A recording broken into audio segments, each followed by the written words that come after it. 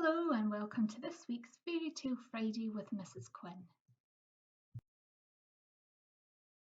This week I'm going to read A Magical Muddle, and I'd like to thank Twinkle for giving me permission to share it with you.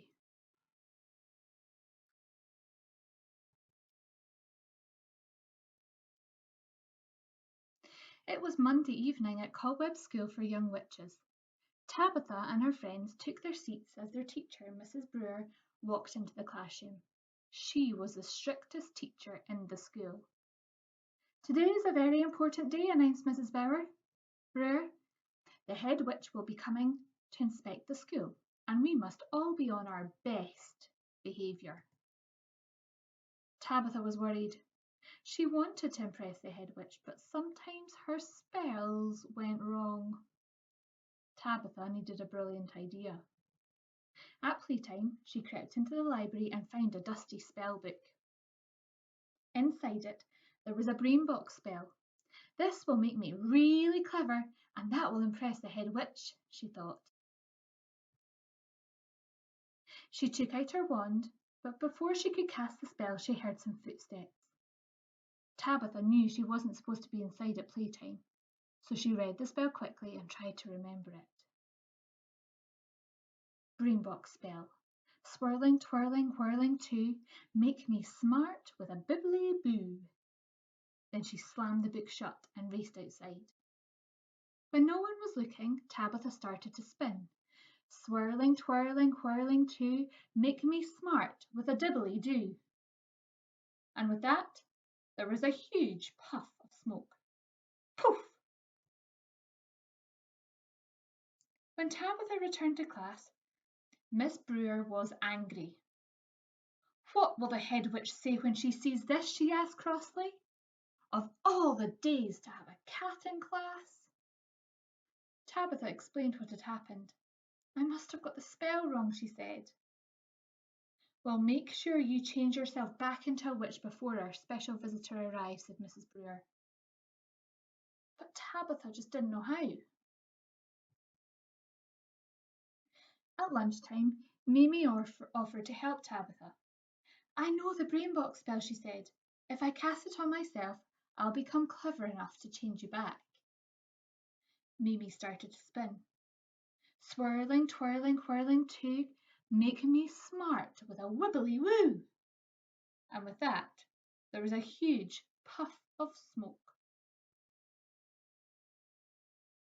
Miss Brewer looked angrier than ever as the two young witches explained what had happened.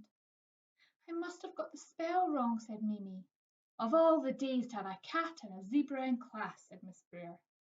Just make sure you change yourselves back into witches before our special visitor arrives.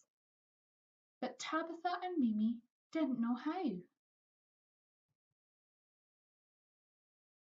When Miss Brewer left the room, Agnes offered to help them. I know the brainbox spell, she said.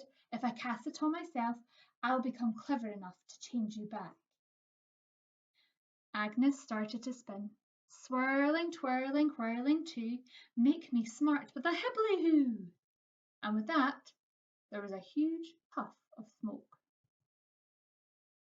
Miss Brewer's head looked like it was about to explode as the three young witches explained what had happened.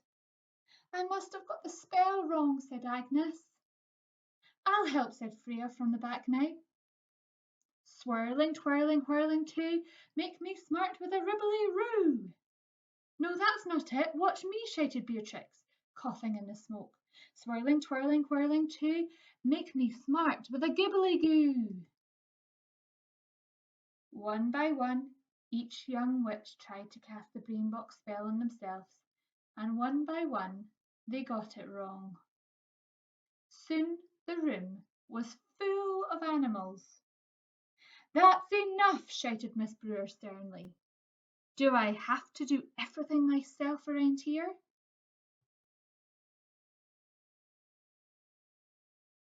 She took out her wand and started to cast a spell.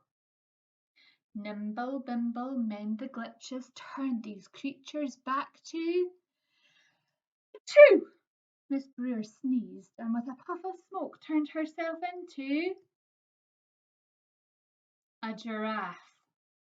Oh no, she cried, of all the days to be a giraffe. Just at that moment the door opened, and in walked the head witch, who looked very shocked indeed. She turned to Miss Brewer, who was explaining what had happened, and began to laugh. What a welcome, the head witch chuckled. I just love to see young witches who want to give things a try and help each other out. Miss Brewer stopped looking so worried and began to laugh as well. Now, said the head witch, putting some ticks on her inspection sheet, I'm feeling quite left out. Who can turn me into a unicorn? Tabitha raised her paw. I don't know if I can, she said, but I could give it a try. Just do your best, said the head witch, and don't worry if it goes wrong. I always did like surprises.